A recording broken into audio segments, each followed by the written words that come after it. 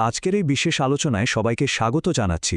আমরা আজ এমন একটা দারুণ আর যুগান্তকারী কৌশল নিয়ে কথা বলবো, যা আমাদের দৈনন্দিন জীবনের একদম সাধারণ একটা অভ্যাসকে সম্পূর্ণ নতুন রূপ দিতে পারে।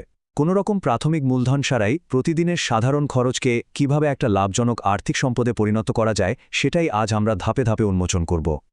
একবার চিন্তা করে দেখুন তো, প্রতি মাসে আমাদের নিত্য প্রয়োজনীয় জিনিসের পেছনে যে টাকাটা খরচ হয়, সেটা যদি আগামী 10 বছরে এক বিশাল আর্থিক সম্পদে পরিণত হয়, তাহলে কেমন হতো? অবিশ্বাস্য লাগছে, তাই না? প্রথাগত খরচের ধারণাকে এটা রীতিমতো চ্যালেঞ্জ করে বসে দৈনন্দিন কেনাকাটাকে কিভাবে একটা টেকসই বিনিয়োগে পরিণত করা যায়, তা নিয়ে নতুন করে কৌতূহল জাগানোই আমাদের আজকের এই ধারণার মূল উদ্দেশ্য। চলুন তাহলে দেখে নিই আজ আমরা ঠিক কি বিষয় কভার করতে যাচ্ছি। প্রথমে থাকছে প্রথাগত খরচের বিভ্রান্তি, এরপর বিনিয়োগ হিসেবে বুদ্ধিমান উপভোক্তার ভূমিকা, স্বাস্থ্যকর পণ্যের জৈব সুবিধা, ক্রেতা নেটওয়ার্ক তৈরির ধাপসমূহ এবং সবশেষে প্রথাগত কাজের সাথে এর তুলনা ও দীর্ঘমেয়াদী সুবিধা। তো শুরু করা যাক আমাদের প্রথম বিষয় দিয়ে, প্রথাগত খরচের বিভ্রান্তি এবং আমাদের অদৃশ্য আর্থিক ক্ষতি। আমাদের প্রাত্যহিক জীবনের দিকে একটু খেয়াল করলেই দেখবেন, চা, কফি, জুস, টুথপেস্ট, সাবান বা শ্যাম্পুর মতো একেবারে বেসিক জিনিসগুলো কিনতে 7 সদস্যের একটা পরিবারের মাসে গড়ে প্রায় 300 দিরহাম বা রিয়ালের মতো খরচ হয়।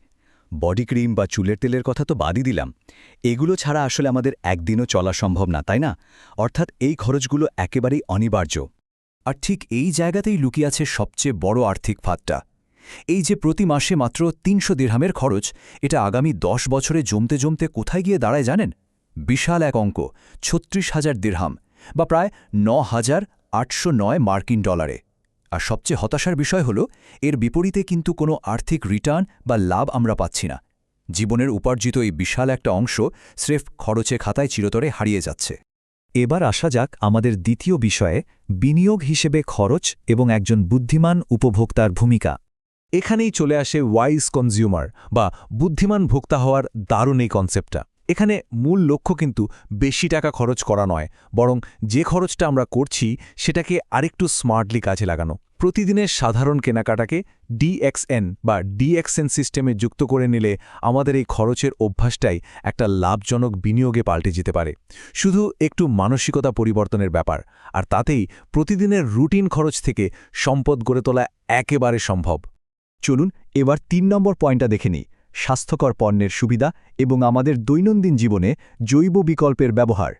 আমরা সাধারণত যেসব কেমিক্যালযুক্ত পণ্য ব্যবহার করি, তার বদলে এখানে রয়েছে বিশ্বমানের সব স্বাস্থ্যকর এবং অর্গ্যানিক বা জৈব বিকল্প।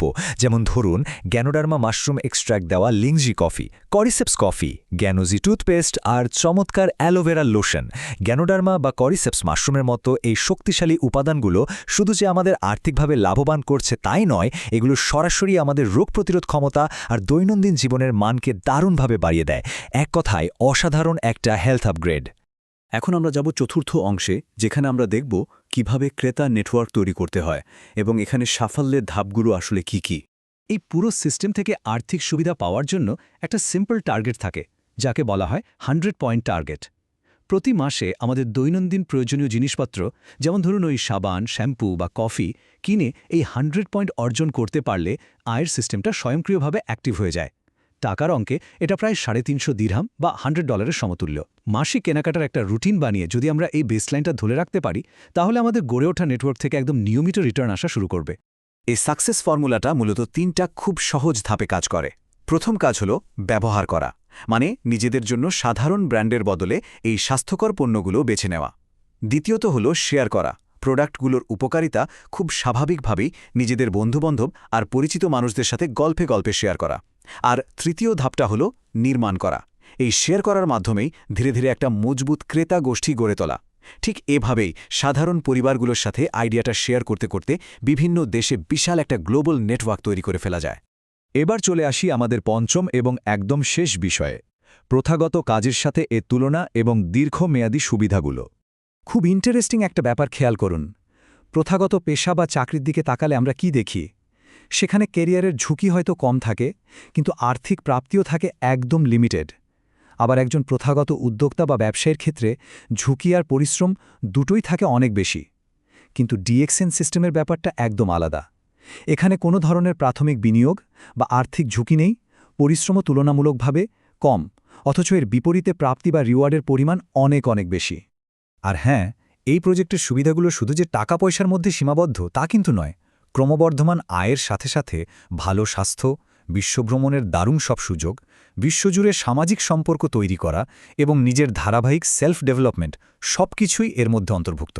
তবে সবচেয়ে যুগান্তকারী বিষয়টা কি জানেন? এই যে বিশ্বব্যাপী একটা ব্যবসা আপনি দাঁড় করালেন, এই আয়ের উৎসটা কিন্তু চাইলেই ভবিষ্যৎ প্রজন্ম বা সন্তানদের কাছে উত্তরাধিকার সূত্রে হস্তান্তর করে যেতে পারবেন।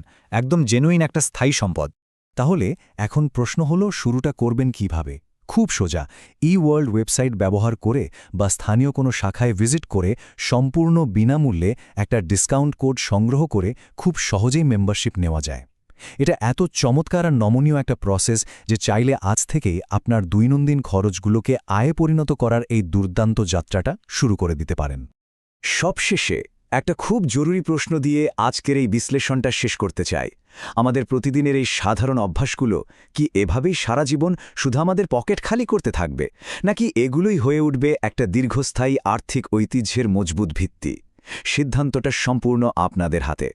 আশা করছি আজকের এই আলোচনা আমাদের দৈনন্দিন কেনাকাটা নিয়ে নতুন করে ভাবতে শেখাবে এবং একটা বুদ্ধিমান, সুরক্ষিত আর্থিক ভবিষ্যতের দিকে পা বাড়াতে সবাইকে দারুণভাবে অনুপ্রাণিত করবে।